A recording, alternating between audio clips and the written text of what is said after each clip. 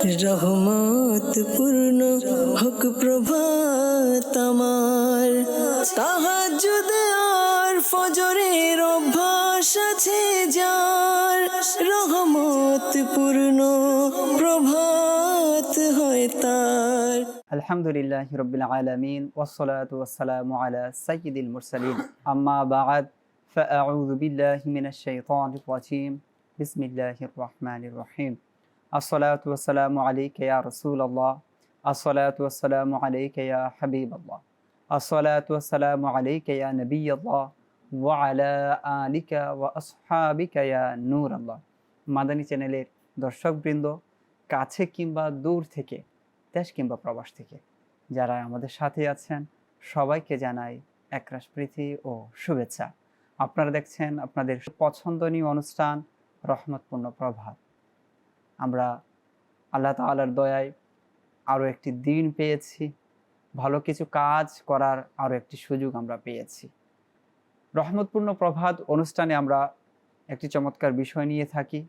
সেই বিষয় সম্পর্কে মুবাল্লিগে দাওয়াতি ইসলামী আপনাদেরকে কোরআন ও হাদিসের আলোকে বিশেষ দৃষ্টি আকর্ষণ করান যে আজ আসলে আমাদের কোন দিকে দৃষ্টি নিবন্ধ করা উচিত, কোন বিষয়টি আমাদের সংশোধন করা উচিত, কোন বিষয়টির দিকে তাকালে, কোন বিষয়টিকে ম্যানেজ করলে আমাদের ইহকাল আমাদের পরকাল আরও উন্নতি হবে।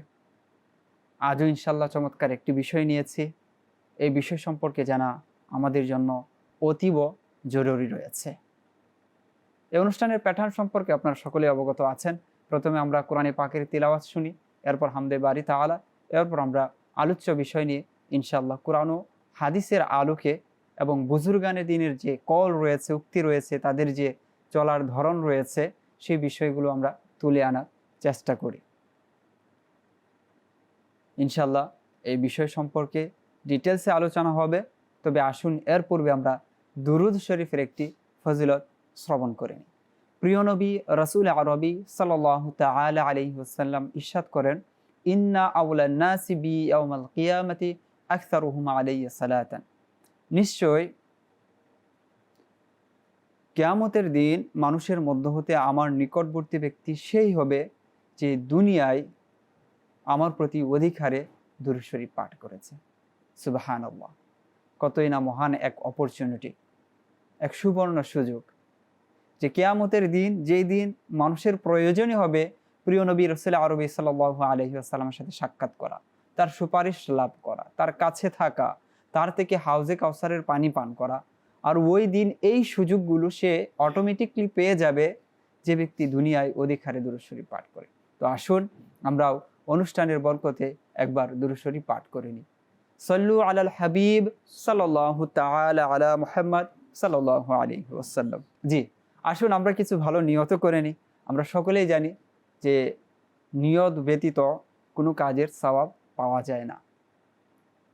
তো এই যে আলোচনা হচ্ছে কোরআন ও হাদিসের আলোকে, আমি যা শুনবার উপর আমল করব, তা স্মরণ রাখার চেষ্টা করব, সেই অনুযায়ী জীবন পরিচালনা করব এবং অন্যের নিকট তা পৌঁছে দেওয়ারও চেষ্টা করব।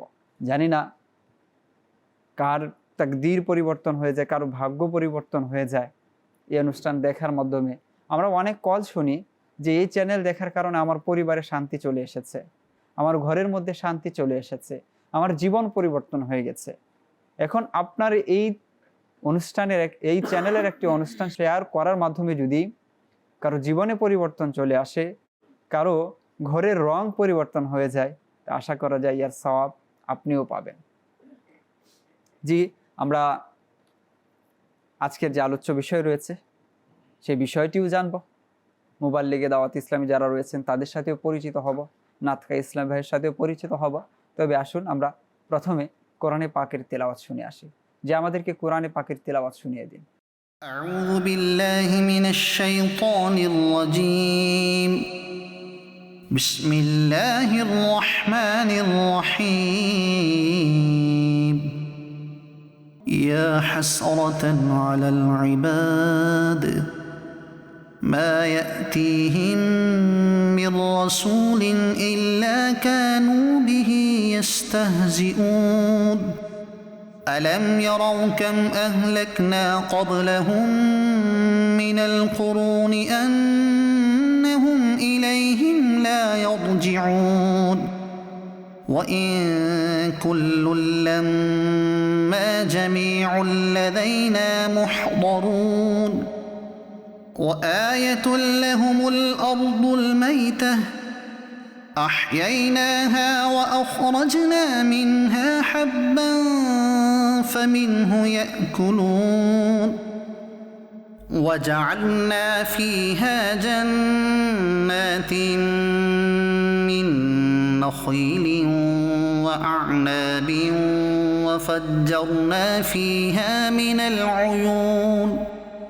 ليأكلوا من ثمره وما عملته أيديهم أفلا يشكرون سبحان الذي خلق الأزواج كلها مما تنبت الأرض ومن أنفسهم ومما لا يعلمون وآية لهم الليل نسلخ منه النهار فإذا هم مظلمون والشمس تجري لمستقر لها ذلك تقدير العزيز العليم والقمر قدرناه منازل حتى عاد كالعرجون القديم لا الشمس ينبغي لها أن تدرك القمر ولا الليل سابق النهار وكل في فلك يسبحون وآية لهم أنا حملنا ذريتهم في الفلك المشحون وخلقنا لهم من مثله ما يركبون وإن نشأ نغرقهم فلا صريخ لهم ولا هم ينقذون إلا رحمة منا ومتاعا إلى حين وإذا قيل لهم اتقوا ما بين أيديكم وما خلفكم لعلكم ترحمون صدق الله العظيم মাশাআল্লাহ, আমরা সূরা ইয়াসিন থেকে দীর্ঘ কিছু আয়াত আমরা তেলাওয়াত শুনেছি, দীর্ঘক্ষণ সময় ধরে শুনলাম এবং এর মধ্যে কি অনুবাদ রয়েছে, কি ইরশাদ করেছেন সে বিষয়টি আমরা নিচে হয়তো অনেকে দেখেছি, নোট করেছি যে আল্লাহ তাআলা আমাদেরকে কি কি ইরশাদ করেছেন, এর মধ্যে কি কি নিদর্শন রয়েছে, কি কি শিখার মতো বিষয় রয়েছে। শেখার মতো বিষয় তো অনেক কিছুই রয়েছে। উলামায়ে কেরামরা যখন একটি আয়াত নিয়ে আলোচনা করেন তো দীর্ঘক্ষণ তারা আলোচনা করেন, তারপরে সেটা শেষ হয় না, কেননা তারা সেই বিষয়গুলো জেনেছে, গবেষণা করেছে, বুঝেছে। তো আল্লাহ তাআলা আমাদেরকে কোরআনে পাকের তেলাওয়াত করার তৌফিক দান করুন। আজ যে আলোচ্য বিষয় নিয়েছি সেটা হচ্ছে ঈমানকে সতেজ রাখার কৌশল বা ঈমানকে দৃঢ় করা, আরও মজবুত করার যে কৌশল রয়েছে সে বিষয়ে ইনশাআল্লাহুল কারীম আজকে আলোচনা করব। এই বিষয়ে আলোচনা করার জন্য ইতিমধ্যে স্টুডিওতে উপস্থিত হয়েছেন আমাদের সকলের পরিচিত সুলাইমান আফতারি মাদানী ভাই, তিনি আছেন। আর এইদিকে রয়েছেন আমাদের সাথে রাকিব আফতারি মাদানী ভাই, তিনিও আছেন প্রতিদিনের মতো। পাশাপাশি হামদে বারি তাআলা অনুষ্ঠানের একটি অবচ্ছেদ্য অংশ আমরা প্রতিনিয়তই শুনে থাকি, হামদে বারি তাআলা নাতে রাসূল মুস্তাফা, এবং আপনাদের যে ফরমাইশগুলো থাকবে যে আপনারা হামদে বারি তাআলা শুনতে চাচ্ছেন, নাতে রাসূল শুনতে চাচ্ছেন বা কালাম শুনতে চাচ্ছেন, তো এই বিষয়গুলো পরিবেশন করার জন্য, আপনাদের সাথে শেয়ার করার জন্য, উপস্থাপন করার জন্য স্টুডিওতে উপস্থিত আছেন আমাদের সকলের পরিচিত এবং সকলের মহাব্বতের রাশাদ আফতারি মাদানী ভাই। তো তার কাছে প্রথমে যাবো হামদে বারি তাআলা, ইনশাআল্লাহ শুনবো, যে আমাদেরকে একটি হামদে বারি তাআলা শুনিয়ে দিন। সাল্লি আলা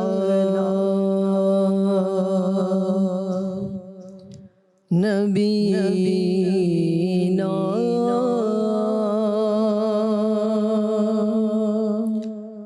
সাল্লি আলা মুহাম্মাদ صلي على شفينا صلي على محمد हमने तो मान ही लिया हमने तो मान ही लिया आप है सारी कायनात लोग भी मान जाएंगे आज नहीं तो कल सही सल्ले अला नबीना सल्ले अला मुहम्मदिन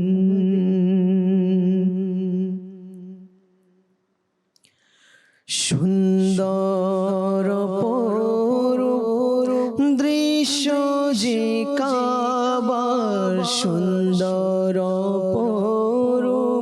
দৃশ্য যে কাবার আল্লাহু আকবার আল্লাহু আকবার আল্লাহু আকবার আল্লাহু আকবার ইচ্ছে করে দেখতে কাবা যে বারবার ইচ্ছে করে দেখতে কাবা যে বারবার আল্লাহু আকবার আল্লাহু আকবার আল্লাহু আকবার আল্লাহু আকবার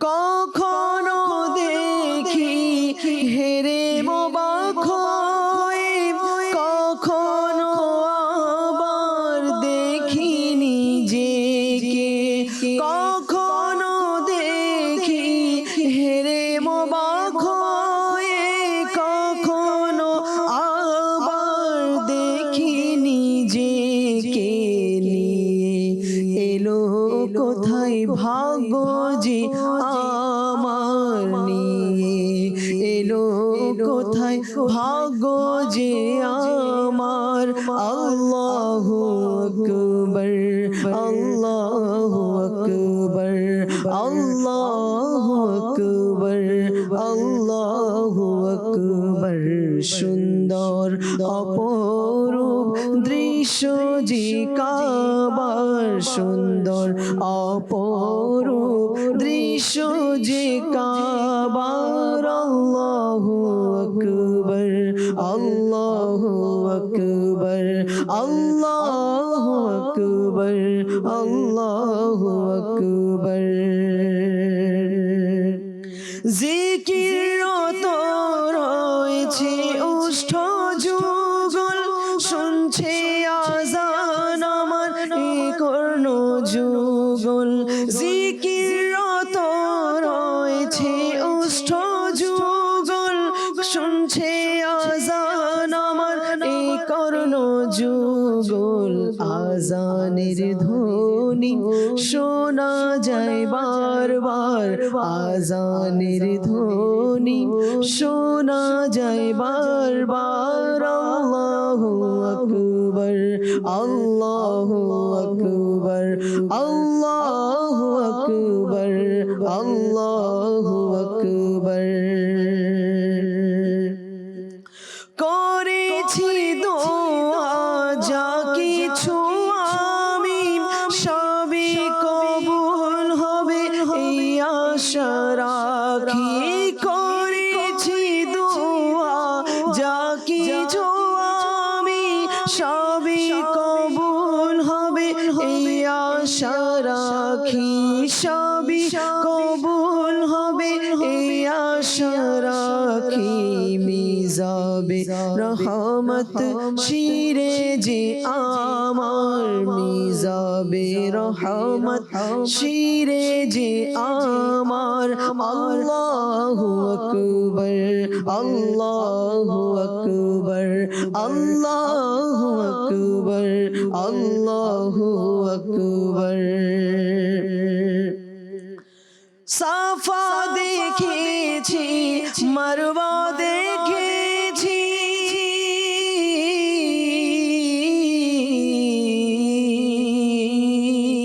সাফা দেখেছি মারওয়া দেখেছি খোদার দয়া কৃপা দেখেছি খোদার দয়া কৃপা দেখেছি দেখেছি অসংখ্য লোকের সমাহার দেখেছি অসংখ্য লোকের সমাহার আল্লাহু আকবার আল্লাহু আকবার আল্লাহু আকবার আল্লাহু আকবার জান্নাত হতে তোমায় পাঠিয়েছে খোদা চুম্বন করেছে হাবিবে খোদা জান্নাত হতে তোমায় পাঠিয়েছে খোদা চুম্বন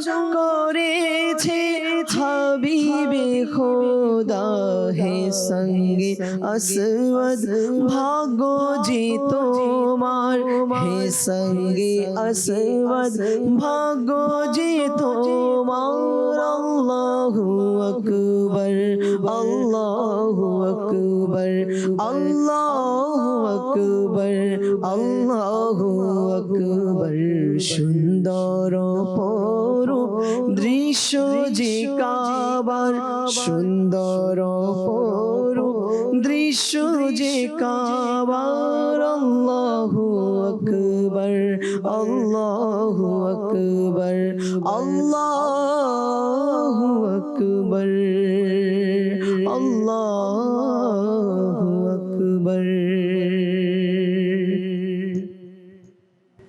মাশাআল্লাহ আল্লাহু আকবার আল্লাহু আকবার আল্লাহ তাআলার জিকিরও হলো এবং কাবা শরীফের চর্চা কাবা শরীফেরকে যে আল্লাহ তাআলা মাহাত্ম্য দিয়েছেন এর যে বরকত রয়েছে কি কি বিষয় রয়েছে হাজরে আসওয়াদ রয়েছে মাতাব রয়েছে মিজাবে রহমত রয়েছে জমজম রয়েছে তো এই যে বিষয়গুলো রয়েছে এবং সেখানকার আজানের যে ধ্বনি রয়েছে সব কিছু মিলে এক অপূর্ব দৃশ্য যারা সেখানে গিয়েছে তখন নিজেকেই বিশ্বাস করতে পারে না যে আসলে আমার যে ভাগ্য আমাকে আসলে কোথায় নিয়ে এসেছে এটা তো কল্পনাও করতে পারছি না ওইটা তো ওই জায়গা যে জায়গায় হুজুর সাল্লাল্লাহু আলাইহি ওয়াসাল্লাম বিচরণ করেছেন যে ঘরটি কাবা শরীফ হযরত সাইয়েদনা ইব্রাহিম আলাইহিস সালাতু ওয়াস সালাম নির্মাণ করেছেন ইব্রাহিম আলাইহিস সালাতু ওয়াস সালাম নির্মাণ করেছেন তো এর সাথে ইসলামের কত ইতিহাস জড়িয়ে রয়েছে তো এই সবগুলো যখন কোন একজন আশিক এইভাবে চিন্তা করে কাবার আশিক যে রয়েছে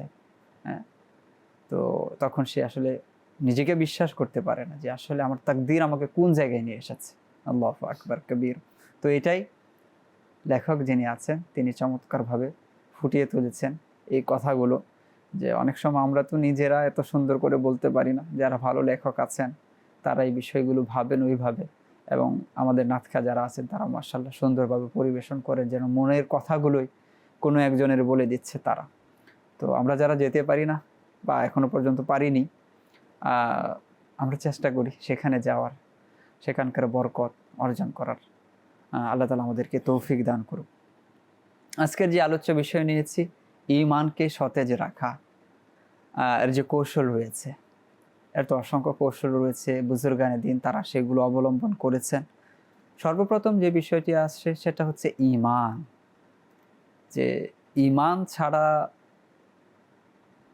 আমাদের কোনো গতি নেই আমাদের সফলতা পরকালের জীবনের যে শান্তি এটা জড়িয়ে আছে ঈমানের সাথে এখন এই ঈমানকে সতেজ রাখা ঈমানকে আরো মজবুত রাখা অনেক সময় কোনো কাজ করতে ভালো লাগে নামাজ পড়তে ভালো লাগে রোজা রাখতে ভালো লাগে হজও যাওয়ার এক মন মানসিকতা তৈরি হয় আবার অনেক সময় এই বিষয়গুলি যেন হারিয়ে যায় তো এটা হচ্ছে ইমান অনেক সময় দুর্বল হয়ে যায়, বা ইমান যেভাবে সতেজ থাকার প্রয়োজন ছিল সেভাবে নেই।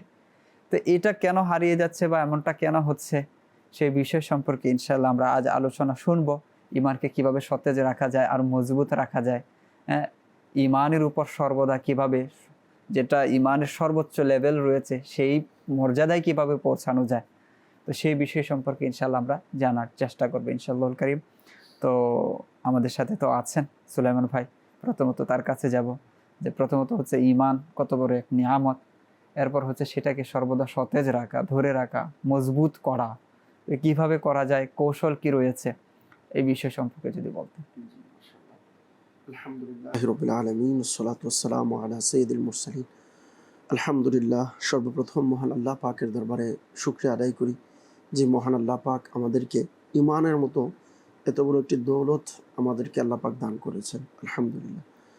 তো মানুষ যখন দুনিয়াতে আসে, তো দুনিয়াতে আসার পরেই তার সবচেয়ে যে গুরুত্বপূর্ণ বিষয় সেটি হচ্ছে ইমান। এবং দুনিয়া এবং আখিরাতে মানুষ আসা এবং যাওয়ার যে বিষয়টা, এবং আখিরাতের যে মূল সফলতা, মানুষ আখিরাতের সফলতাকে অর্জন করতে পারবে, আখিরাতের মধ্যে ভালো স্তরে পৌঁছতে পারবে যার মাধ্যমে, সেটা হচ্ছে ইমান। আব্দুল মুত্তালিব ভাই, যেভাবে আমরা দুনিয়ার মধ্যে কোনো জিনিসকে যদি স্টকে রাখি, স্টকে রাখার ক্ষেত্রেও আমরা খেয়াল করি কিভাবে এটাকে স্টকে রাখা যায়। আবার কখনো কখনো পাহারাদার রাখি, আবার কখনো কখনো স্টকে রাখার পর এটাকে সতেজ রাখার জন্য অনেক সময় বিভিন্ন কেমিক্যাল, বিভিন্ন ঔষধ, হ্যাঁ, এগুলোকে দিয়ে রক্ষণাবেক্ষণ করি। আবার এটাকে পর্যালোচনা করি, দেখি কেমন আছে। এর পাশাপাশি যারা যে বিষয়ে আপনার দক্ষ আছে তাদের থেকেও এটাকে চেক করিয়ে দেখি যে কেমন আছে। এটা হচ্ছে দুনিয়ার সামান্য একটি বিষয়। আচ্ছা, এগুলো যদি কেউ না করে, যে কোনো বিষয়ের ক্ষেত্রে, সাপোজ যারা গ্রাম বাংলার মানুষ আছে তারা কৃষি কাজ করে বা কখনো কখনো পশু লালন পালন করে, তো সামান্য একটা পশু লালনের ক্ষেত্রেও কিন্তু তারা এটার প্রতিদিন কি খেলে সতেজ থাকবে, প্রতিদিন কিভাবে এটাকে গোসল করালে বা কিভাবে এটার সেবা করলে এটা সতেজ থাকবে, এটা খেয়াল রাখে, ডাক্তারও দেখায়। তো শুধু দুনিয়ার একটা সামান্য বিষয়ের ক্ষেত্রে যদি এত চিন্তা, এত ফিকির থাকতে হয়, তাহলে একজন মুসলমানের সবচেয়ে যে দামি একটি বিষয় ইমান, তো এই ইমানকে সতেজ রাখার জন্য আমাদেরকে কতটুকু নিজেকে সতর্ক রাখা উচিত, এটা আমরা চিন্তা করলে বুঝতে পারবো। কেননা আল্লাহ রসুল সাল্লাল্লাহু তাআলা আলাইহি ওয়াসাল্লাম হাদিসে পাকের মধ্যে বলেছেন, ইভেন আল্লাহ পাক রব্বুল আলামিন খুদ কুরআনুল কারীমের মধ্যে ইরশাদ করেছেন সূরা আলী ইমরানের 102 নং আয়াতে মুবারকের মধ্যে, বিসমিল্লাহির রহমানির রহিম, ইয়া আইয়ুহাল্লাযীনা আমানুত্তাকুল্লাহা হাক্কা তুকাতিহি ওয়া লা তামুতুন্না ইল্লা ওয়া আনতুম মুসলিমুন। আল্লাহ পাক রব্বুল আলামিন খুবই চমৎকারভাবে ইরশাদ করলেন, ইয়া আইয়ুহাল্লাযীনা আমানুত্তাকুল্লাহ, হে ঈমানদারগণ আল্লাহকে ভয় করো, হাক্কা তুকাতিহি, যেভাবে তাকে ভয় করা উচিত, এবং বললেন ওয়ালা তামুতুন্না, কখনো মৃত্যুবরণ করিও না, ইল্লা ওয়া আনতুম মুসলিমুন, শুধুমাত্র মুসলমান হওয়া ব্যতীত। তো আল্লাহ পাক রব্বুল আলামিন আমাদেরকে নির্দেশ দিয়েছেন যে মুসলমান হওয়া ছাড়া যেন আমরা দুনিয়া থেকে না যাই। তাহলে একজন ব্যক্তিকে ঈমান নিয়ে দুনিয়া থেকে যাওয়াটা তার জন্য সবচেয়ে বড় গুরুত্বপূর্ণ বিষয়। আচ্ছা, যেহেতু এত বড় গুরুত্বপূর্ণ একটি বিষয়, তাহলে একে সতেজ রাখার জন্য আমাদের কতটুকু চিন্তা করা উচিত। এখন আমরা দেখা যায় অনেক সময় আমরা আসলেই মালিকানা সূত্রে যেভাবে সম্পদ পেয়েছি, তো এটা আল্লাহ পাকের একটা নিয়ামত যে আমরা মুসলমান গড়ে জন্ম হয়েছি, সেই জন্য আমরা মুসলমান আলহামদুলিল্লাহ আজ পর্যন্ত রয়েছি। কিন্তু আমি যে এজ এ মুসলিম হিসাবে আমার ঈমান আল্লাহ পাক আমাকে দিয়েছেন, এটার জন্য নিজেকে কত চিন্তা করেছি, এটাকে সতেজ রাখার যে কিছু আমল আছে, কৌশল আছে, এই কৌশলগুলো কতটুকু অবলম্বন করেছি, এটা চিন্তা করা বিষয়। কেননা আল্লাহ রসুল সাল্লাল্লাহু আলাইহি ওয়াসাল্লাম মুসলিম শরীফের হাদিসে মুবারকের মধ্যে খুবই চমৎকারভাবে ইরশাদ করেছেন, যে হাদিসের আপনার সারমর্ম এবং খোলাসা হচ্ছে যে মানুষ যখন দুনিয়াতে আসে, দুনিয়াতে আসার ক্ষেত্রে কিন্তু মানুষের 4 রকমের শ্রেণীবিন্যাস থাকে আদম সন্তানের। তো এই খুবই দীর্ঘ একটি হাদিসে মুবারকা, ওই হাদিসে মুবারকার মধ্যে আল্লাহ রসুল সাল্লাল্লাহু আলাইহি ওয়াসাল্লাম বললেন যে প্রথম নাম্বার যে শ্রেণীর মানুষ থাকে, যে বললেন যে কিছু মানুষ মুমিন হিসাবে জন্মায় এবং মুমিন হিসাবে সে জীবিত থাকে এবং সে মুমিন হিসাবেই মারা যায়।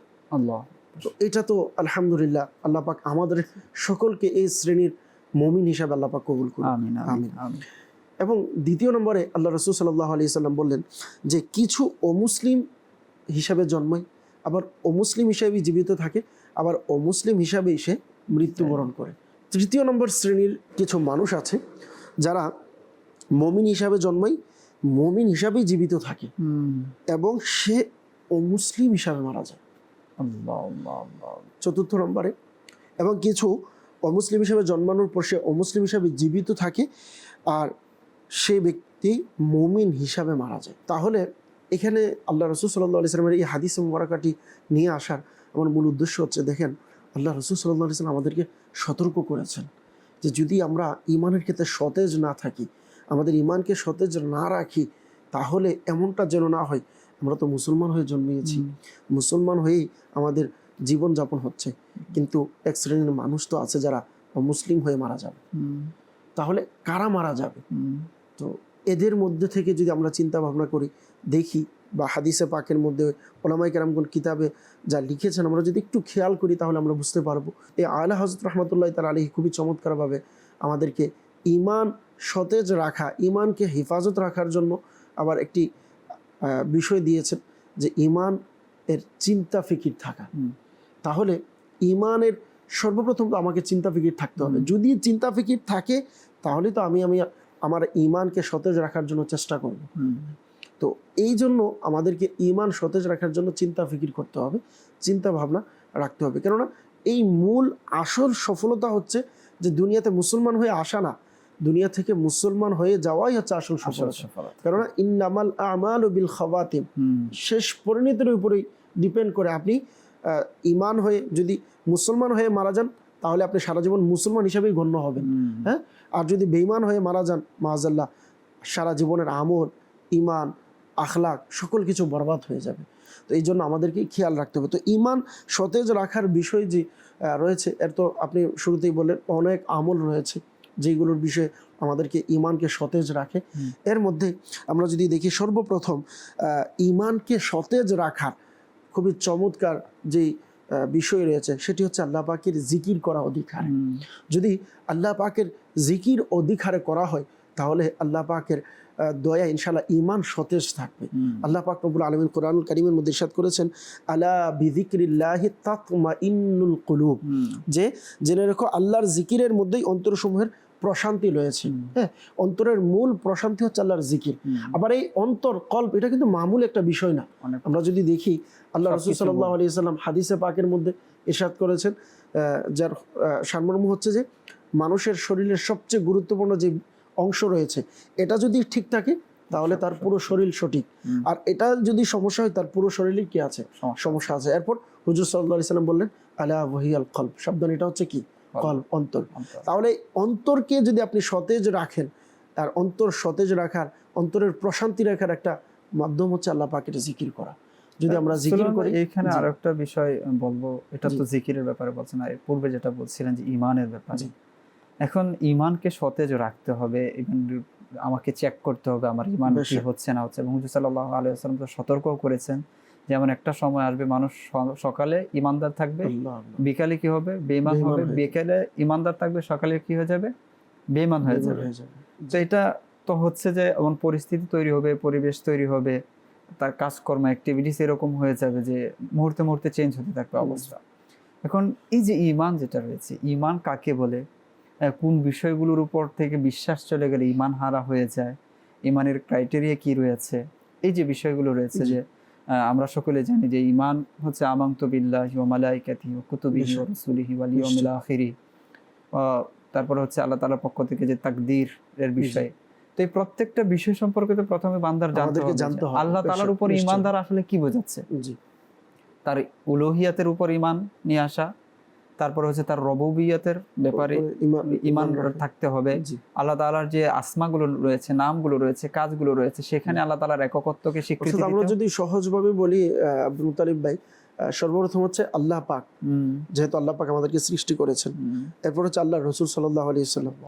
এরপরে যদি আমরা দেখি আল্লাহ পাকের যারা নৈকট্যশীল ফেরেশতা রয়েছে তাদের বিষয়ে আল্লাহ পাকের প্রেরিত যে কিতাব রয়েছে আল্লাহ রসুল সাল্লাল্লাহু আলাইহি ওয়াসাল্লামের উপরে নাজিল করেছেন কোরআনের বিষয়ে, যেগুলো আল্লাহ তাআলা প্রেরণ করেছেন, আসমানি কিতাব রয়েছে আমাদের জন্য, বিশেষ করে যে কোরআন রয়েছে কোরআনের বিষয়ে। এই যে আবার প্রত্যেকটাতে কিন্তু ডিটেইল ভাবে আলোচনা আছে। তো এই ডিটেইল ভাবে আলোচনাতে যদি আপনি যান তখনই কিন্তু দেখা যায় প্রথম যেই শ্রেণী যে ইমানের, আমরা তো এটা সহজে আমরা মুসলমান হিসেবে দাবি করি যে আলহামদুলিল্লাহ আমি মুসলমান, কিন্তু একটা বিষয় কি যে আমরা সারা জীবন কেউ যদি লা ইলাহা ইল্লাল্লাহ পড়লো, লা ইলাহা ইল্লাল্লাহ বললো, সে কিন্তু মুসলমান না, সাথে মুহাম্মাদুর রাসূলুল্লাহ সাল্লাল্লাহু আলাইহি সাল্লামকে মানতে হবে। এখন হচ্ছে সে মুসলমানের পরিচয়ের মধ্যে আসলো, কিন্তু আসার পর লা ইলাহা ইল্লাল্লাহ এই শব্দের মধ্যে যে এই জায়গার মধ্যে যে কত বিষয় আলোচনা আছে আল্লাহ পাকের বিষয়ে, হ্যাঁ আল্লাহ পাকের প্রতি, সেম ভাবে আমার রসুলের প্রতি আছে। আজকাল মানুষ দেখা যায় যে সহজভাবে আল্লাহ তাআলার বিষয়ে তো অনেক সময় কি থাকে, সাবধান থাকে, কিন্তু আমরা যদি দেখি যে সবচেয়ে বেশি আমাদেরকে যে বিষয়টাকে সাবধান থাকা জরুরি এর পাশাপাশি সেটা আল্লাহ রসুলের প্রতি। এই জায়গাতে গিয়ে কিন্তু অনেক বড় জ্ঞানী, অনেক বড় ইবাদতকারী শয়তান সেও কিন্তু ফেল হয়ে গিয়েছে, সেও তার বাস জান্নাতের রাস্তা থেকে দূর হয়ে গিয়েছে। তো আমাদেরকেও আল্লাহ রসুল সাল্লাল্লাহু আলাইহি সাল্লামের প্রতিও বিশেষ করে অনেক শাখা প্রশাখা আছে। এর থেকে আমাকে যদি আমি সহজভাবে মেনে চলে যদি বাঁচতে পারি তাহলে ইনশাআল্লাহ আমার ঈমান হেফাজত থাকবে। আর ঈমানকে হেফাজতের সাথে সতেজ রাখার জন্য যে বিষয়টা জরুরি সেটা হচ্ছে একজন মহান ওলিয়ে কামেলের মাধ্যমে যদি আমি এই বিষয়গুলো জানতে পারি, এবং সবগুলো বিষয় আমাদের জানা, মানে আমরা যদি বলি আসলে আমি আজকে বললাম যে আমরা সব জেনে ফেলবো, আসলে আমাদের জন্য কঠিন হয়ে যায়। তো আমাদের জন্য সহজ একটা রাস্তা হচ্ছে আল্লাহর নেককার বান্দা যারা আল্লাহর ওলি রয়েছেন তাদের মাধ্যমে যদি আমরা জ্ঞান অর্জন করি, এবং তাদের সহজভাবে মানুষের, যেহেতু কিতাবের মধ্যে তো আপনার সব আছে, কিন্তু আল্লাহর ওলিরা কিন্তু মানুষ কোন পথে গেলে পথভ্রষ্ট হয়ে যাবে এই বিষয়গুলোকে সতর্ক রাখে।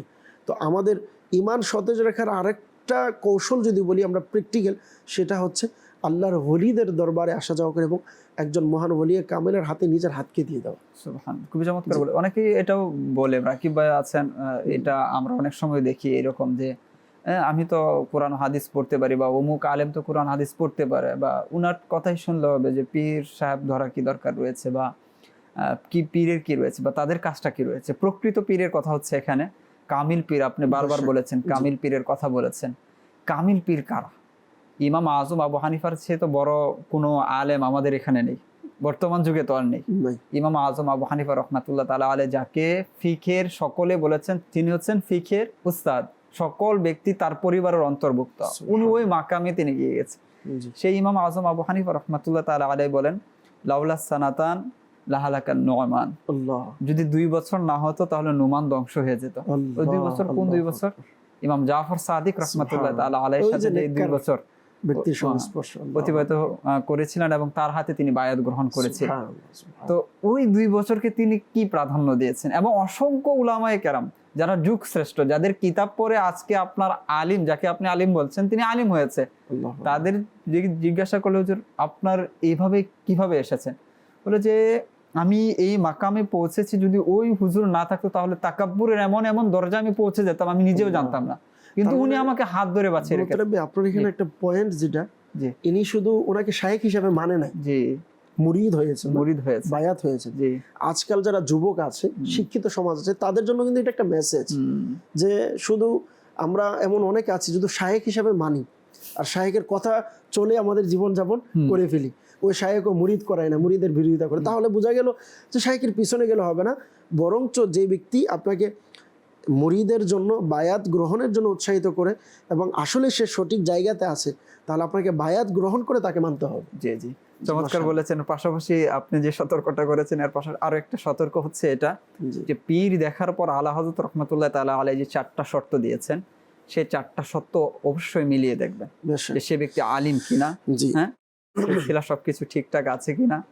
তো এই যে বিষয়গুলো আলা হযরত রাহমাতুল্লাহ আলাইহি ঠিক করে দিয়েছেন একজন পীরের ব্যাপারে, যে পীর কেমন হয়, সে তো আপনার মধ্যে ভুল দেখলে, আল্লাহ তাআলার অবাধ্যতা দেখলে তৎক্ষণাৎ আপনাকে বাধা দিবে। অবশ্যই। তো ওই ব্যক্তি হবে একজন পীর সাহেব, আর সে তো অবশ্যই অবশ্যই আল্লাহ তাআলার ফরজগুলো ক্ষেত্রে কখনো কম্প্রোমাইজ করবে না, না নিজে করবে না কাউকে করতে দিবে। তো আল্লাহ তাআলা আমাদেরকে বুঝার তৌফিক দান করুক। ইমানের সতেজতা এবং সতেজ রাখার কৌশল কি রয়েছে, তো আমরা শুনছিলাম তো ইমান এক নিয়ামত রয়েছে, এটাকে সতেজ রাখা এবং সতেজ রাখার কৌশল যেমনটা আমরা দুনিয়াবি দিক থেকে সুলাইমান ভাই বললেন অনেক বেশি আমরা খেয়াল রাখি। আর ইমান অনেক বড় এক নিয়ামত আল্লাহ তাআলার পক্ষ থেকে, যদি বলি যে বান্দার জন্য সবচেয়ে বড় নিয়ামত। তো এটাকে সতেজ রাখা এবং এর কি কৌশল কি রয়েছে? খুবই গুরুত্বপূর্ণ একটি বিষয় ইমানকে সতেজ রাখা। কারণ একজন মানুষের জীবনে সবচেয়ে মূল্যবান সম্পদ হচ্ছে তার ইমান। দুনিয়া থেকে ইমান নিয়েই যাওয়া। যেমনটি আমরা শুনছিলাম যে শুধুমাত্র আমরা দুনিয়াতে মুমিন বা মুসলমান হওয়াই সৌভাগ্যবান নয়, বরং দুনিয়া থেকে মুসলমান হয়েই যাওয়াই হচ্ছে আমাদের জন্য সৌভাগ্যবান। যেমনিভাবে অনেক দুর্ভাগা এমন আছে যে এমনও ঘটনা আমরা দেখতে পাই যে অসংখ্য মুসলমান তারা মারা যাওয়ার সময় অমুসলিম হয়েই মারা যায়। কারণ হাদিসে পাকের মধ্যে আছে যে ইউবাসু কুল্লু আবদিন আলা মা মাতা আলাইহি, প্রত্যেক বান্দাকে ওই অবস্থায় উঠানো হবে যে অবস্থায় তার সে মৃত্যুবরণ করবে। তো একজন ব্যক্তি যদি সে দুনিয়াতে সারা জীবন সে মুমিন হিসেবে জন্মগ্রহণ করেছে, মুমিন হিসেবে জীবনকে অতিবাহিত করেছে, কিন্তু সে তার মারাটা হয়েছে কাফির অবস্থায়, তখন তাকে ওই অবস্থায় কিয়ামতের দিন উঠানো হবে। অপরদিকে একজন ব্যক্তি সে অমুসলিম হিসেবে জন্মগ্রহণ করেছে, অমুসলিম হিসেবে সে দুনিয়াতে জীবনযাপন করেছে, অতিবাহিত করেছে, কিন্তু তার মৃত্যু হয়েছে মুমিনের উপর, তবে তাকে কিয়ামতের দিনেও ওই মুমিন অবস্থায় উঠানো হবে। তো এই ইমানকে সতেজ রাখা আসলে সতেজ রাখার জন্য আমাদেরকে দীর্ঘ একটা সফর আমাদেরকে পাড়ি দিতে হচ্ছে এবং এটা খুবই কঠিন। মৃত্যুর সময় শয়তান আমাদেরকে ইমানকে নষ্ট করার জন্য বিভিন্ন আকৃতিতে আমাদের কাছে আসবে, আমাদের মা বাবার আকৃতিতে আমাদের কাছে আসবে, চেষ্টা করবে কোনোভাবেই যেন আমাদের ইমানকে নষ্ট করা যায়। ঠিক সেমভাবে সে আমাদের কাছের প্রিয় আপনজনের আকৃতিতে আসবে। এভাবে সে অনেক কৌশল অবলম্বন করবে আমাদের ইমানকে নষ্ট করার জন্য। তো ইমানের নিরাপত্তার জন্য, ইমানের হেফাজতের জন্য এবং মৃত্যুর সময় যাতে করে আমরা ইমান নিয়ে দুনিয়া থেকে যেতে পারি, এর জন্য তো একটা হচ্ছে যেগুলো আল্লাহ পাকের অসন্তুষ্টমূলক কাজ সেগুলো থেকে নিজেকে বিরত রাখা, এবং যে জিনিসগুলো ইমান নষ্টকারীর মধ্যে অন্তর্ভুক্ত, অর্থাৎ যে কাজগুলো করলে আমাদের ইমান নষ্ট হওয়ার আশঙ্কা রয়েছে, ইমান নষ্ট হয়ে যেতে পারে, সেগুলো থেকে নিজেকে বিরত রাখা। এবং সেমভাবে ইমানের নিরাপত্তার জন্য, হেফাজতের জন্য আমাদের বুজুর্গানের দিন রহিমাহুল্লাহুল মুবিন ফরজ এবং ওয়াজিব আদায়ের পাশাপাশি আমাদেরকে বিভিন্ন ওজিফা দিয়েছেন, সেগুলো আমাদের নিজেদের আমলের মধ্যে নিয়ে আসা। আসলে ইমান কতটা গুরুত্বপূর্ণ এবং একজন নেককার মহিলার ঘটনা বলার চেষ্টা করব, যিনি এত কঠিন পরিস্থিতিতে থাকার পরও তিনি কুফরের দিকে না গিয়ে তিনার ইমানের মধ্যে তিনি অটল ছিলেন। ফিরাউনের এক সেবিকা ছিল, কন্যার সেবিকা, সে তার কন্যাকে সেবা করার জন্য একজন মহিলাকে নিয়োগ দিয়েছিল। সেই নেককার মহিলা একবার ফেরাউনের যে কন্যা ছিল সেই কন্যার চুলকে আঁচড়িয়ে দিচ্ছিল। হঠাৎ করে তার চিরুনিটি নিচে পড়ে যায় এবং সেই নেককার মহিলার মুখ দিয়ে অটোমেটিক সুবহানাল্লাহ বের হয়ে যায়। সেই ফিরাউনের যে কন্যা ছিল সে বলতে লাগলো, তুমি কি আমার বাবা অর্থাৎ ফিরাউনের প্রশংসা করলে? সে নেককার মহিলা বলতে লাগলো, না, আমি তো তোমার বাবার প্রশংসা করিনি, আমি তো তার প্রশংসা করেছি যিনি তোমাকে, তোমার বাবা ফিরাউনকে এবং সমস্ত সৃষ্টি জগৎকে বানিয়েছেন, সৃষ্টি করেছেন, আমি তার প্রশংসা করেছি। তো এই নেককার মহিলার ইমান উদ্দীপক ঘটনা, এই কথা শুনে ফিরাউনের কন্যা বলতে লাগলো, তুমি আমার বাবাকে খুদা মানো না? আমি তো আচ্ছা আমার বাবাকে বলে দিব। সে নেককার মহিলা বলতে লাগলো, হ্যাঁ তুমি বলে দাও, কি হয়েছে তুমি বলে দাও। তো সে ফেরাউনের কন্যা তার বাবাকে বলে দিল, ফিরাউনকে বলে দিল যে সে তোমাকে খুদা হিসেবে মানে না, সে তো তাকে মানে যে ওয়াহদাহু লা শারিক, সে ওই আল্লাহকে মানে। তো ফিরাউন তাকে ডাকলো যে তোমার জন্য নিরাপত্তা হচ্ছে আমাকেই খুদা মানা, আমারই ইবাদত করা, তুমি কি আমার কাছে ফিরে আসবে, আমার ইবাদত করবে?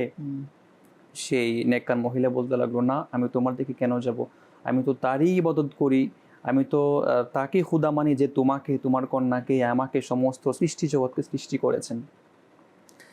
তখন ফিরাউন রাগান্বিত হয়ে ওই নেককার মহিলার সন্তানদেরকে মারার জন্য নির্দেশ দিল যে একটি ডেক্সিতে তেল গরম করার জন্য। তো ডেক্সিতে তেল গরম করা হলো এবং একে একে ওই ডেক্সির গরম তেলের মধ্যে ওই নেককার মহিলার সন্তানদেরকে একে একে রাখা হলো এবং একদম পুড়ে জ্বালিয়ে দেওয়া হলো। তারপর ফিরাউন বলল, তুমি কি এখন আমাকে খোদা হিসেবে মানবে? তাদের পরিস্থিতি তুমি দেখেছো? সে বলতে লাগলো, না আমি তো মানবো না, আমি তো তাকেই মানি যে তোমাকে, তোমার কন্যাকে, আমাকে সমস্ত সৃষ্টি জগতে সৃষ্টি করেছেন। তখন এই নেককার মহিলাকে মারার জন্য, জ্বালিয়ে দেওয়ার জন্য নির্দেশ দেওয়া হলো যে তাকেও তার সন্তানের মতো জ্বালিয়ে দাও। তখন এরকমই করা হলো, ডেক্সিতে তেল গরম করা হলো, তাকে রাখা হলো। তখন ফিরাউন ওই নেককার মহিলাকে বলতে লাগলো যে তোমার কোনো শেষ ইচ্ছা আছে? কি আছে তোমার শেষ ইচ্ছা? তখন ফিরাউন, নেককার মহিলা বলতে লাগলো যে হ্যাঁ, আমার শেষ ইচ্ছা আছে যে যখন আমাকে তুমি জ্বালিয়ে দিবে এই গরম তেলের মধ্যে, তখন সেই ডেক্সিটি আমার শহরে তুমি নিয়ে যাবে, যেখানে আমার ঘর রয়েছে, এবং সেখানে গিয়ে আমার একটা ঝুপড়ি আছে, তুমি সেই ঝুপড়িটি ভেঙে দিবে এবং ডেক্সিটি ওখানে রেখে দিবে। এরকমই করা হলো। তার শহরের মধ্যে নিয়ে যাওয়া হলো, যে তাকে যে জ্বালিয়ে দেওয়া হলো, ডেক্সিটে তার শহরের মধ্যে নিয়ে যাওয়া হলো এবং সে ঝুপড়িটি ছিল, ঝুপড়িটিও ভেঙে দেওয়া হলো।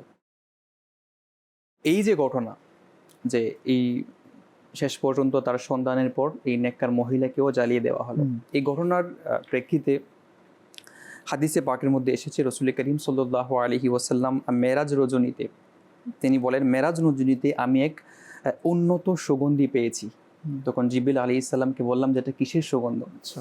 তখন জিবরিল আলাইহিস সালাম বলল যে ফিরাউনের কন্যার সেবিকা এবং তার সন্তানদের সুগন্ধ হচ্ছে এটা। সুবহানাল্লাহ।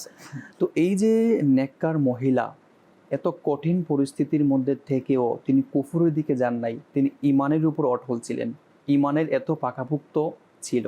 তো এটা দ্বারা বুঝতে পারি যে আমাদের এই যে নেককার মহিলা, পূর্ববর্তী যে নেককার মহিলা ছিল, তো ঈমানের উপর কেমন অটল ছিল, কেমন চিন্তা ভাবনা ছিল, যে কঠিন পরিস্থিতির মাঝেও তিনি কুফরের দিকে যান নাই, অথচ নিজের জীবনকে বাঁচানোর জন্য, সন্তানকে বাঁচানোর জন্য ফিরাউনকে খোদা হিসেবে মানতে পারত, কিন্তু সে ওই যে ওয়াহদাহু লা শারিক, তেনাকে খোদা হিসেবে মানল।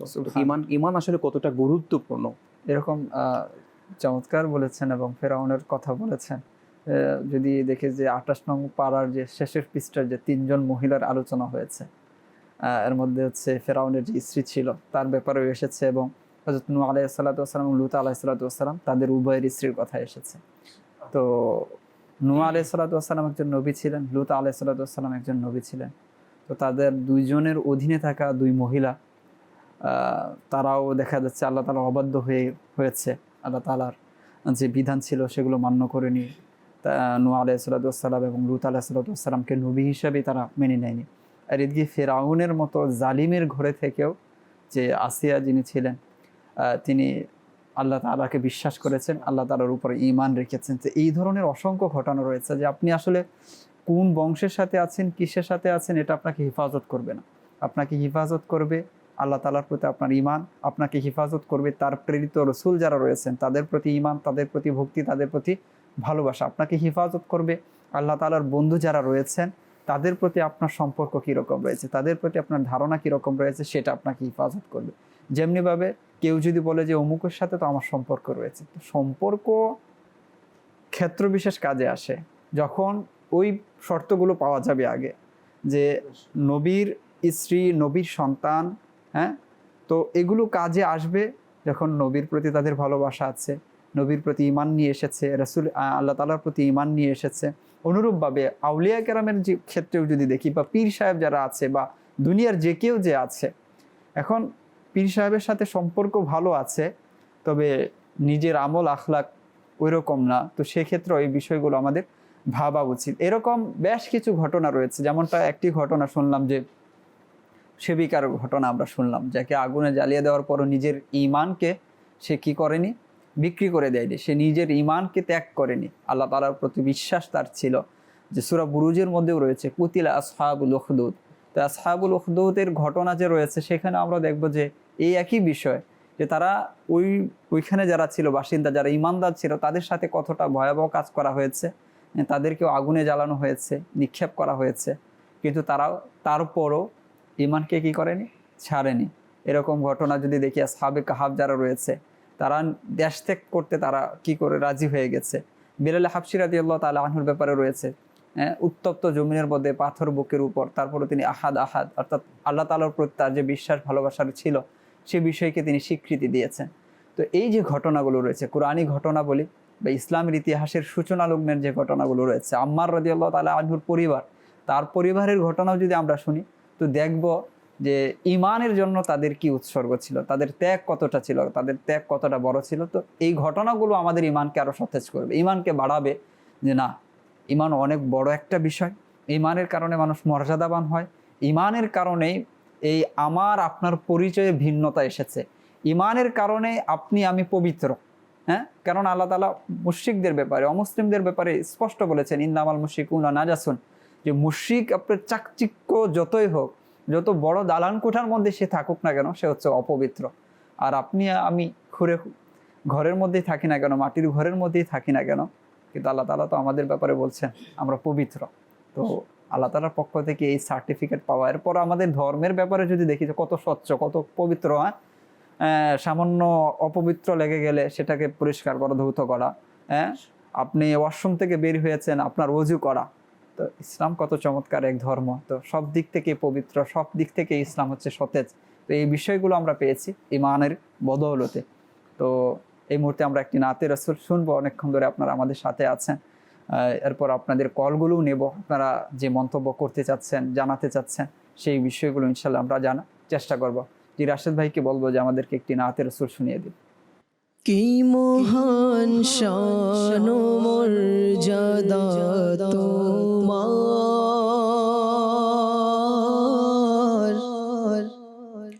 কি মহান শান ও মর্যাদা তোমার, কি মহান শান ও মর্যাদা তোমার, হইনি সৃজন ভবে উপমা তোমার, হইনি সৃজন ভবে উপমা তোমার, কি মহান শান ও মর্যাদা তোমার।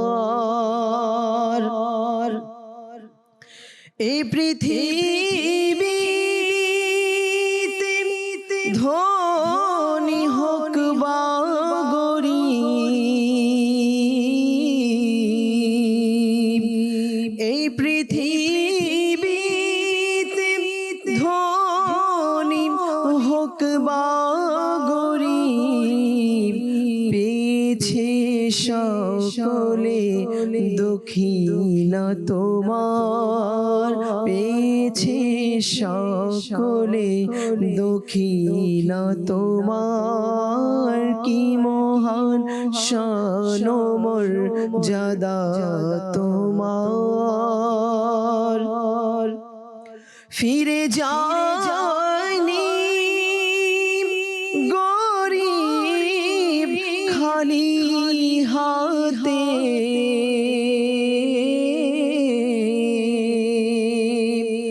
ফিরে যায়নি গরীব খালি হাতে, প্রিয় নবী অঢেল খজানা তোমার, প্রিয় নবী অঢেল খজানা তোমার। বাদশাহর বাদশাহ হয়ে গেল সে, বাদশাহর বাদশাহ হয়ে গেল সে,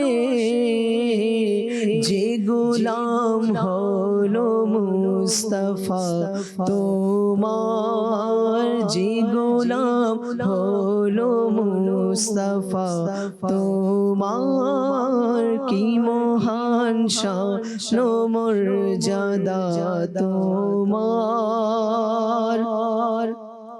সারা পৃথিবী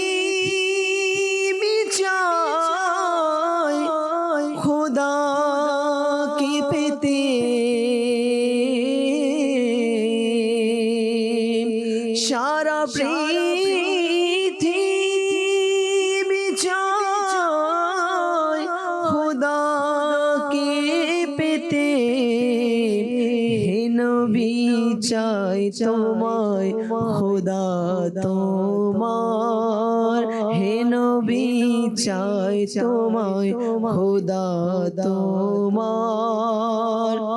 মরানি ফকদ রাল হক,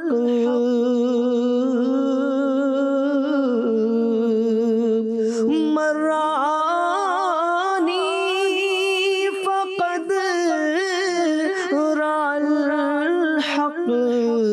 কতই না সুন্দর চেহারা তোমার, কতই না সুন্দর চেহারা তোমার। ওয়া আহসানু মিনকা লাম তারা কাত্তু আইনি, ওয়া আজমালু মিনকা লাম তালিদিন নিসা। খুলিকতা মুবাররাআন মিন কুল্লি আইবিন, كأنك قد خلقت كما تشاء. مراني فقد رأى الحق, কতই না সুন্দর চেহারা তোমার আকা, কতই না সুন্দর চেহারা তোমার। আমার পুণ্যের চেয়ে পাপ অধিক, ইয়া রাসূলুল্লাহ ইয়া হাবিবাল্লাহ।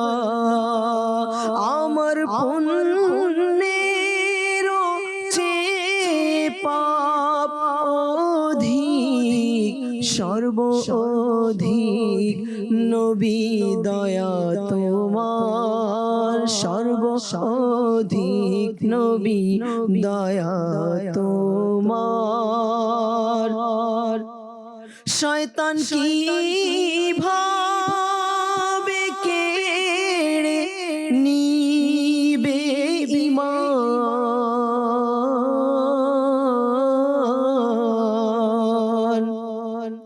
শয়তান কি ভাবে কেড়ে নিবে ঈমান। তাও আবার হে নবী দেয়া তোমার, তাও আবার হে নবী দেয়া তোমার। কি মহান শান ও মর্যাদা তোমার, হয়নি সৃজন ভবে উপমা তোমার, হয়নি সৃজন ভবে উপমা তোমার।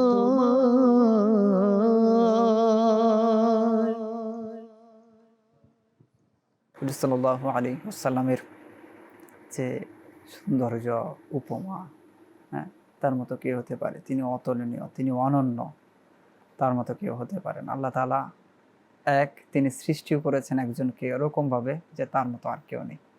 আলা হযরত রহমাতুল্লাহ তাআলা আলাইহির যে কিতাবগুলো রয়েছে, আমরা যদি চাই আমাদের ঈমানকে সতেজ রাখতে, তাহলে সেগুলো আমাদের অধ্যয়ন করা উচিত, জানা উচিত, বোঝা উচিত। এখন তো বাংলায় অনেক কিতাব আসছে, হচ্ছে, দাওয়াত ইসলামের মধ্যে তো হচ্ছে। তো আমরা সেখান থেকে কি করতে পারি? ডাউনলোড করতে পারি, দেখতে পারি।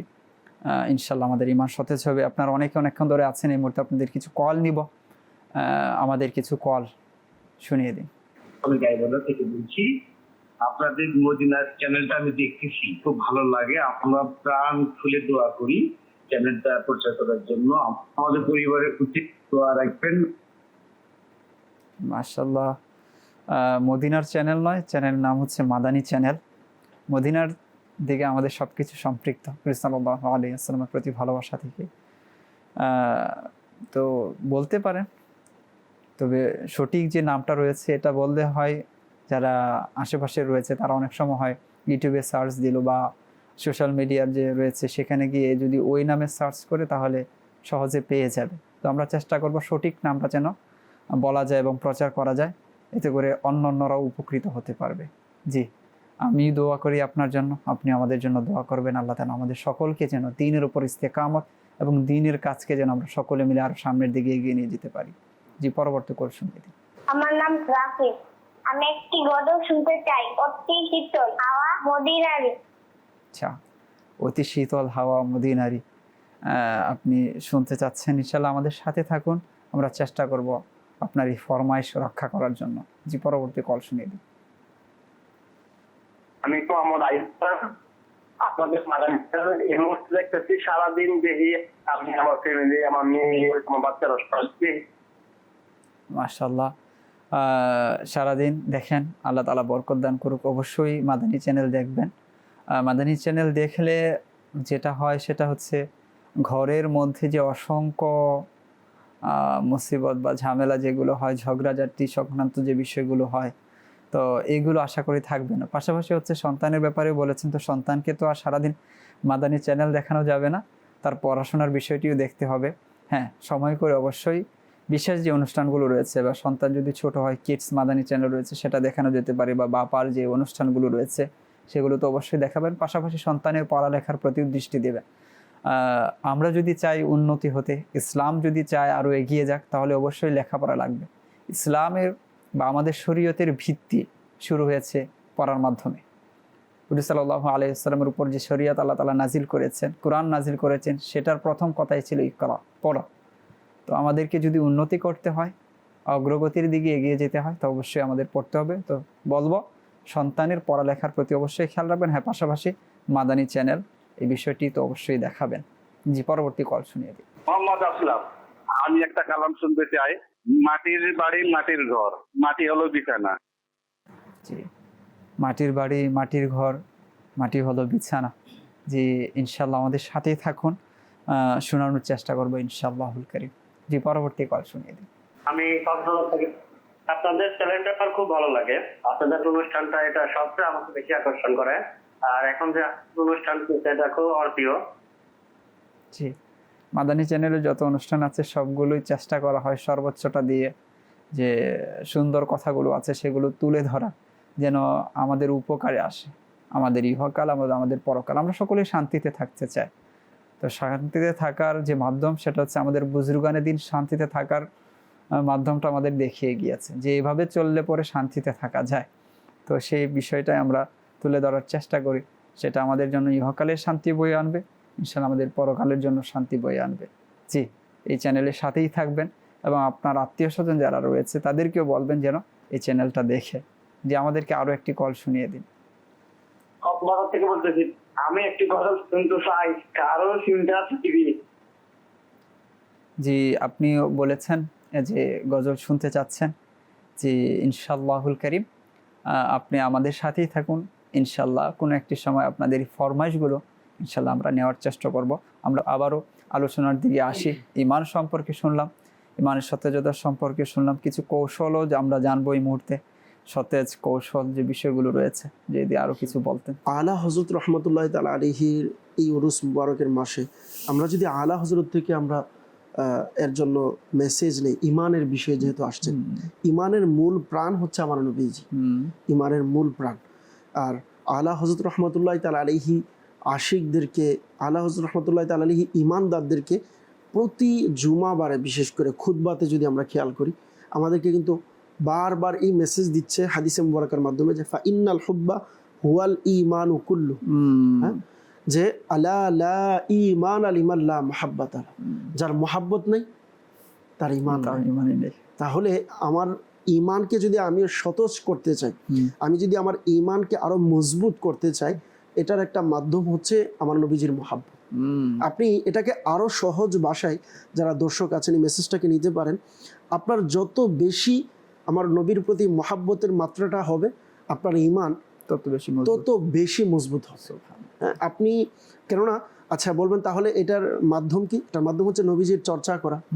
মান আহাব্বা শাইআন আকসারা যিকরাহু, যে জিনিসকে মুহাব্বত করে পছন্দ করে ওই জিনিসকে ওদিকে আলোচনা জিকির করা, করে, ওই আলোচনা করে। জিনিসকে স্মরণ করা।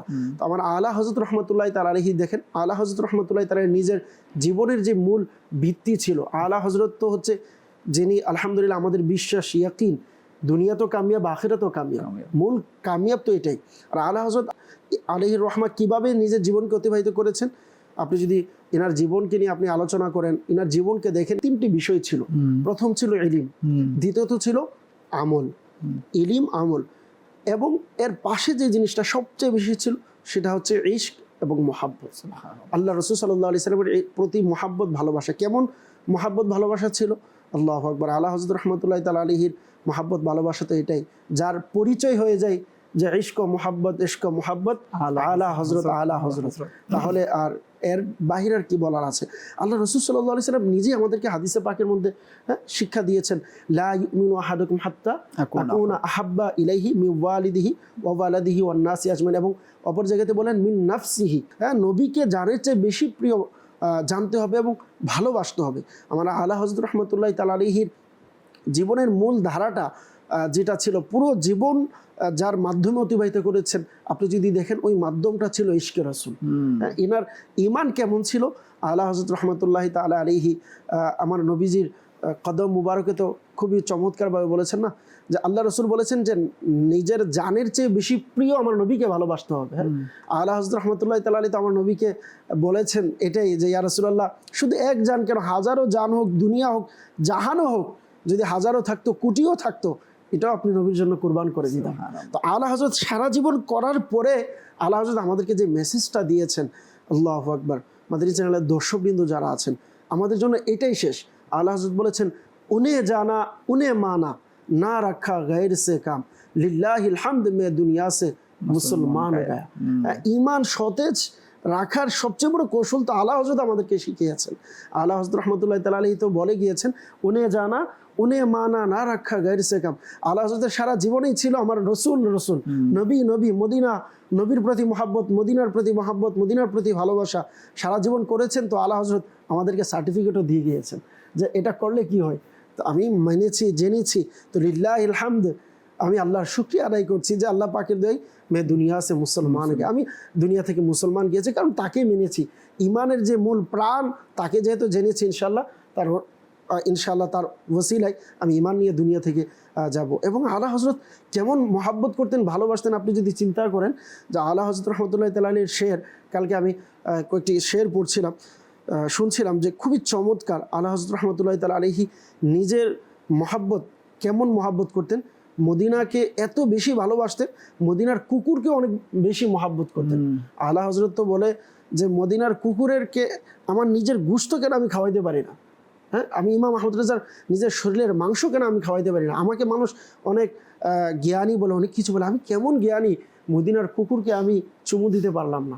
আলা হযরত কুকুরের ব্যাপারে, মদিনার কুকুরের ব্যাপারে বলছেন যে আল্লাহু আকবার, যে তোমরা কি মনে করছো যে আমি মদিনায় আসার পর খুব জোরে আমি চিৎকার করতে পারি না, খুব জোরে আমি নবীর জন্য কান্না করতে পারি না? অবশ্যই পারি, কিন্তু আমি এই জন্য জোরে কান্না করি না যে মদিনার যে কুকুর আছে তাদের হয়তো কষ্ট হতে পারে। কেমন মহাব্বত, কেমন ভালোবাসা থাকলে এমন কথা বলতে পারে। তো সেই আশিকে রসুল ইমাম আহমদ রেজা খান রহমতুল্লাহ তাআলা আলাইহি আমাদেরকে ঈমান সতেজ রাখার যে একটা মূল নীতি দিয়েছেন, সেটা হচ্ছে নবীর প্রেমের চর্চা করা, নবীর মহাব্বতের চর্চা করা। আলহামদুলিল্লাহ, সেই কেন করবেন? কারণ আমরা ইমাম আহমদ রেজাকে চিনি হচ্ছে ইমামে আহলে সুন্নাত হিসাবে। আমরা আল্লাহ তাআলার দরবারে আসলেই আব্দুল মুত্তালিব ভাই যদি শুকরিয়া করি না, শেষ হবে না। আমরা তো পেয়েছি তো ইমামে আজমকে পেয়েছি, তো পেয়েছি তো মুজাদ্দিদ ইমামে আহলে সুন্নতকে পেয়েছি। আলহামদুলিল্লাহ, বর্তমান জমানায় পেয়েছি ইমামে আহলে সুন্নতের পিছনে পিছনে আমাদেরকে যিনি চালাচ্ছেন, ইনিও আলহামদুলিল্লাহ আজকে ইমামে আহলে সুন্নত, আল্লাহ পাকের দয়া ইমামে আহলে সুন্নতকে মেনে, ইমামে আহলে সুন্নতকে জেনে, ইলিয়াস আত্তার কাদরি যখন কাজ করেছে, আল্লাহ পাক এই ইলিয়াস আত্তার কাদরিকে পুরো পৃথিবীতে আমির আহলে সুন্নত হিসেবে পরিচিত করে দিয়েছে। তো বাস এটাই বলবো, যারা আমাদের বলার মতো অনেক কিছু আছে, আমাদের যারা বুজুর্গ যারা আছেন তাদের বৈশিষ্ট্য এরকম যে আল্লাহ তাআলা তাদেরকে দিয়েছে, এই জন্য আমরা বুক ফুলিয়ে বলতে পারি যে আমাদের নিকট আল্লাহর ওলি ছিলেন, আমাদের আকাবিররা ওইরকম ছিলেন। এখন দেখবেন যে অনেক জায়গায় আউলিয়া কেরামের আলোচনা হয় না কেন? আউলিয়া কেরাম থাকলে না হবে, আমাদের কাছে আছে, এই জন্য আমরা আউলিয়া কেরামের আলোচনা করি। জি রাকিব ভাই, সময় আমাদের খুব সংক্ষিপ্ত, এর মধ্যে ফরমাইশে কিছু আছে, যদি আরো সংক্ষিপ্ত কিছু বলতেন আর কি। আমাদের ইমান সতেজ করার কি কি পয়েন্টগুলো আমরা নিতে পারি, কি কি পয়েন্টগুলো আমাদের জীবনের মধ্যে এনে আমরা আমাদের ইমানকে বৃদ্ধি করতে পারি, আমাদের ইমানের নিরাপত্তা হয়, হেফাজত হয়, ইমান বৃদ্ধি পায়। তো এর মধ্যে অনেকগুলো জিনিস আছে যেগুলো ইমান নষ্টকারী যে বিষয়গুলো আছে সেগুলো থেকে নিজেকে বিরত রাখা। যেমন একটি হচ্ছে খারাপ সংস্পর্শ, মন্দ সহচর্য অবলম্বন করা, এটা ইমানকে নষ্ট করে দেয়। এ থেকে বিরত থাকার মাধ্যমেই আমরা আমাদের ইমানকে নিরাপত্তা দিতে পারি, ইমানকে হেফাজত রাখতে পারি, ইমানকে বৃদ্ধি করতে পারি। যেমনিভাবে মদ্যপায়ী জোয়ারেদের সাথে চলাফেরা করে উঠা বসা করলে নিজের জীবন ধ্বংস হয়ে যায়, ঠিক তেমনিভাবে যারা বদমাজাহাব আছে, যারা পথভ্রষ্ট আছে, তাদের সাথে উঠা বসা করা, তাদের সাথে আত্মীয়তা করা, তাদের অডিও শোনা, তাদের ভিডিও দেখা, একে অপরের সাথে শেয়ার করা, এগুলো নিজের ইমানকে নষ্ট করার একটা মাধ্যম হয়ে থাকে। অতএব নিজের ইমানের নিরাপত্তা হেফাজতের জন্য একটা পয়েন্ট হচ্ছে ভালো সংস্পর্শ অবলম্বন করা। তো আমরাও আমাদের মন মানসিকতা এমনভাবে তৈরি করে নেই, আমরা তাদের সাথে উঠা বসা করব যারা আশিকে রাসূল, তাদের সাথে উঠা বসা করব তাদের আকীদা উত্তম, তাদের সাথে আমরা উঠা বসা করব যারা সৎ কাজের আহ্বানকারী, তাদের সাথে আমরা উঠা বসা করব যাদের মন্দ কাজ থেকে বারণকারী, তাদের সাথে আমরা উঠা বসা করব, চলাফেরা করব যাদের ইমানের হেফাজতের চিন্তা করে, তাদের সাথে আমরা উঠা বসা করব। সুতরাং একটা পয়েন্ট হচ্ছে ভালো সংস্পর্শ অবলম্বন করা ইমান সতেজ করার জন্য। দ্বিতীয় হচ্ছে যে ইমানকে নষ্ট করে দেয়, এর মধ্যে একটি পয়েন্ট হচ্ছে না জেনে দিনই কথাবার্তা বলা। অনেকে না জেনে দিনই কথাবার্তা বলে, যে এমন এমন কথাবার্তা বলে যেটা কুফরি পর্যন্ত পৌঁছে যায়, যে তার দিনই জ্ঞান তো খুবই স্বল্পতা থাকে, খুবই কম থাকে, কিন্তু সে এমনভাবে নিজেকে প্রকাশ করে বা এমনভাবে কথা বলতে চায় যে সে অনেক কিছু জানে, দিনই বিষয়ে অনেক কিছু সে অবলম্বন করে। তো কুফরি এবং ইমান এই বিষয়ে জ্ঞান অর্জন করা, যে কোন কোন বিষয়াদি কুফরির দিকে নিয়ে যায়, এই বিষয় সম্পর্কে জানার মাধ্যমে আমরা আমাদের ইমানের হেফাজতকে আমরা করতে পারবো। দ্বিতীয় পয়েন্ট। তৃতীয় পয়েন্ট হচ্ছে যে জবানের হেফাজত, মুখের হেফাজত করা। এটি হচ্ছে এটা ইমানের সতেজ করার একটা পয়েন্ট, যে আমরা আজকে অনেক কিছুই আমরা না জেনে না বুঝে, জ্ঞান কম থাকার কারণে, দিনই জ্ঞান কম থাকার কারণে আমরা মুখ দিয়েই বলে বেড়াচ্ছি, কিন্তু আসলেই এই যে কথাটা আমি বলছি এটা কুফরি পর্যন্ত আমাদেরকে নিয়ে যায়। মাহাদাল্লাহ অনেক তো আল্লাহ পাকের অভিযোগ পর্যন্ত করে বসে। তো এই মুখের হেফাজত অত্যন্ত গুরুত্বপূর্ণ একটা ইমানের হেফাজতের জন্য। আরেকটা হচ্ছে নিজেকে গুনাহ থেকে বিরত রাখা, এবং যে কাজ করলে আল্লাহ পাক নারাজ হন, রাসূল করিম সাল্লাল্লাহু আলাইহি ওয়াসাল্লাম নারাজ হন, সেই কাজ থেকে নিজেকে বিরত রাখার মাধ্যমে আমরা আমাদের ইমানকে সতেজ রাখতে পারি। মাশাআল্লাহ, খুবই চমৎকার। শুনছিলাম যে ইমানকে যদি সতেজ রাখতে চাই, প্রথমত তো ইমানকে আমার হেফাজত করতে হবে, এরপর না সেখানে আমি সেচ দিব, সেটার যে পরিচর্যা করার দরকার সেই পরিচর্যা করব। তো আগে তো আমার ইমানটাকে হেফাজত করতে হবে, এরপর হচ্ছে অন্য অন্য বিষয়, এবং সতেজ করার অসংখ্য বিষয় রয়েছে। কোরআনে পাকের মধ্যে ফর্মুলা দেওয়া হয়েছে যে কোন কোন বিষয় ইমানকে আরও সতেজ করে, ইমানকে বাড়ায়। আমরা সর্বশেষ হয়তো আরও কয়েকটি বিষয় নেওয়ার চেষ্টা করব। ওই মুহূর্তে আমাদের যে ফরমাইশগুলো ছিল ইনশাল্লাহ সেগুলো আমরা সংক্ষিপ্তভাবে শুনবো। জি রাশেদ ভাই, আমাদেরকে ওই ফরমাইশগুলো একটু শুনিয়ে দিবেন। অতি শীতল হাওয়া মদিনারি,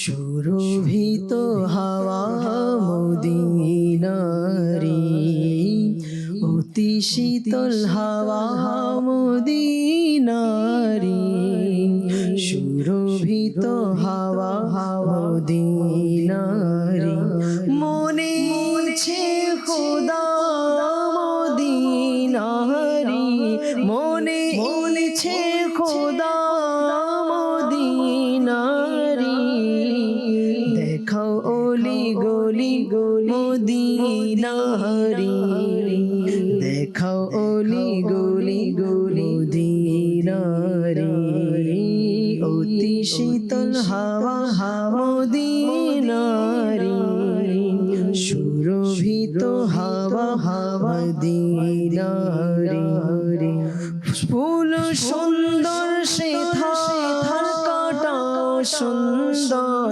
ফুল সুন্দর সেথা কাটা সুন্দর, সুন্দর লতা পাতা মদিনারি, সুন্দর লতা পাতা মদিনারি, অতি শীতল হাওয়া মদিনারি, সুরভিত হাওয়া মদিনারি,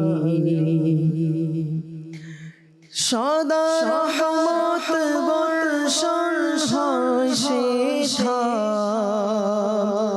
সদা রহমত বর্ষণ হয় সেথা, বরকতপূর্ণ হাওয়া মদিনারি, বরকতপূর্ণ হাওয়া মদিনারি,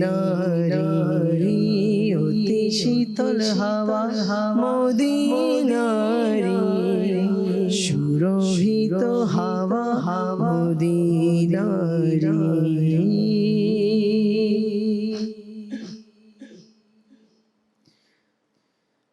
মাটির ঘর, মাটির বাড়ি, মাটি হবে বিছানা, মাটির ঘর, মাটির বাড়ি, মাটি হবে বিছানা, আসছো একা যাবে একা, সঙ্গে কেহ যাবে না, কিন্তু যেদিন ডাক পড়িবে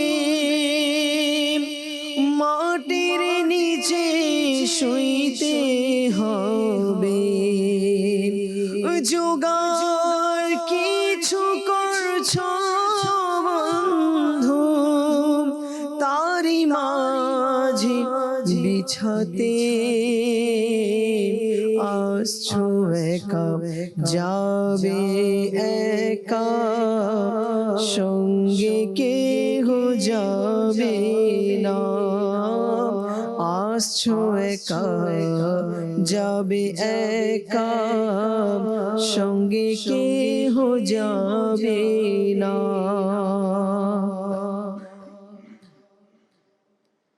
খোদা তোমার অশেষ দয়া, খোদা তোমার অশেষ দয়া, গোলাম আমি আলা হযরতের, আলা হযরতের, গোলাম আমি আলা হযরতের, আলা হযরতের, গোলাম আমি আলা হযরতের। ওগে রাসূল তোমার কৃপায়, ওগে রাসূল তোমার কৃপায়, গোলাম আমি আলা হযরতের, আলা হযরতের, গোলাম আমি আলা হযরতের, আলা হযরতের, গোলাম আমি আলা হযরতের। রজা রজা রজা রজা রজা রজা রজা রজা রজা রজা রজা রজা রজা রজা রজা রজা।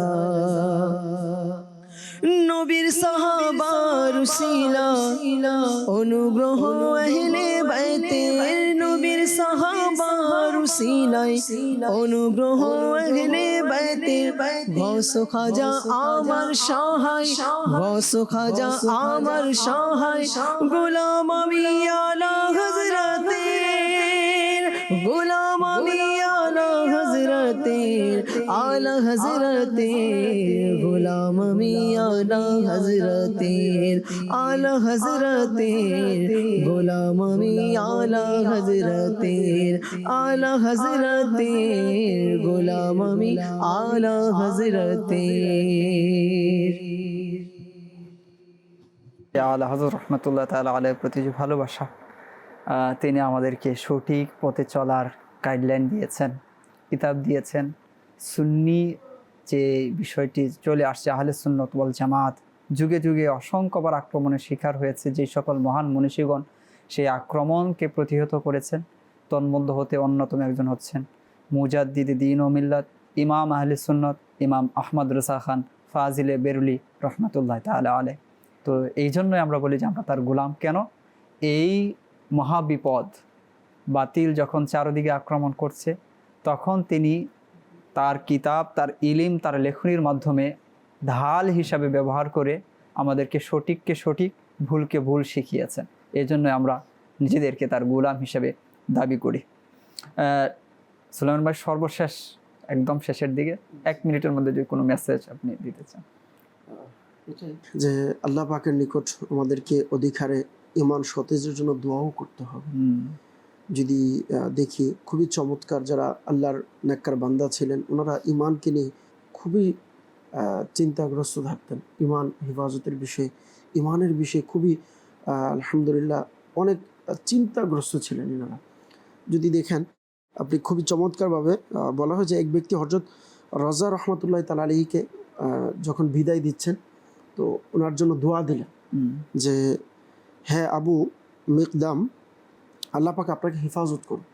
আমরা তো বললাম আমাদেরকে সচরাচর এটাই আমরা দোয়া দিই, কাউকে বিদায় দেওয়ার ক্ষেত্রে বলে থাকি যে আল্লাহ আপনাকে হেফাজত করুক।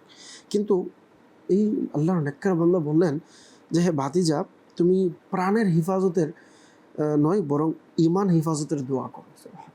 তো এটা থেকে বোঝা যায় যে আল্লাহর যারা নেককার বান্দারা ছিলেন, ইনারা ইমানের ক্ষেত্রে কতটুকু গুরুত্ব ছিলেন। তো আমরা এটাই মেসেজ দেব যে আল্লাহর জিকির করি, অধিকারে তেলাওয়াত করি, অধিকারে দ্বীনের কিতাব এর থেকে জ্ঞান অর্জন করি, অধিকারে নেককার বান্দাদের নৈকট্য অর্জন করি। আর এর সবগুলোর আলহামদুলিল্লাহ সহজ মাধ্যম হচ্ছে বর্তমান জমানায় আল্লাহ তাআলার দাওয়াত ইসলামী। তো আপনাদের যারা দর্শক আছেন, আপনাদেরকেও বলবো ইমান সতেজ, ইমান হেফাজতের সকল বিষয়ের জন্য আলহামদুলিল্লাহ সহজ একটা মাধ্যম হচ্ছে দাওয়াত ইসলামী।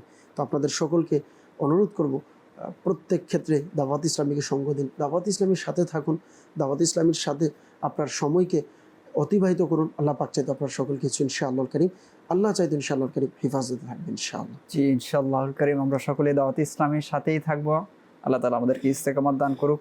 একদম অনুষ্ঠানের শেষ প্রান্তে চলে এসেছি আমরা, যে যেখানে আছি দাঁড়িয়ে আসুন, সালাত সালাম জানান।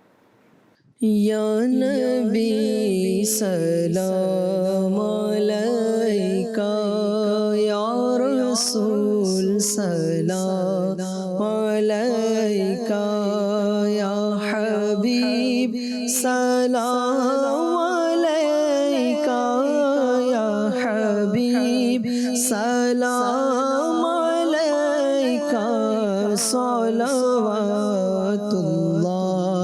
আলাইকা। আরশ কা কাবা মদিনা, फर्श का काबा मदीना, काबे का काबा मदीना, काबे का काबा मदीना, जन्नतुल मावा मदीना, या नबी सलाम अलैका, या रसूल सलाम अलैका, या हबीब सलाम अलैका, या हबीब सलाम अलैका, सलावतुल्लाह अलैका। আমারো মনের বেদনা বুঝাইলে কেহ বুঝে না, শোনাইলে কেহ শোনে না, শোনাইলে কেহ শোনে না, শোনেন গো শাহে মদিনা, या नबी सलाम अलैका, या रसूल سلام عليك يا حبيبي سلام عليك صلوات الله عليك. الصلاة والسلام عليك يا رسول الله وعلى آلك وأصحابك يا نور الله. سبحانك اللهم وبحمدك لا إله إلا أنت أستغفرك وأتوب إليك. سبحانك اللهم وبحمدك لا إله إلا أنت أستغفرك وأتوب إليك. سبحانك اللهم وبحمدك لا إله إلا أنت أستغفرك وأتوب إليك. سبحان ربك رب العزة عما يصفون وسلام على المرسلين والحمد لله رب العالمين بحق لا إله إلا الله. রহমত পূর্ণ হক প্রভাত আমার, তাহাজ্জুদ আর ফজরের অভ্যাস আছে যার, রহমত পূর্ণ প্রভাত হয় তার।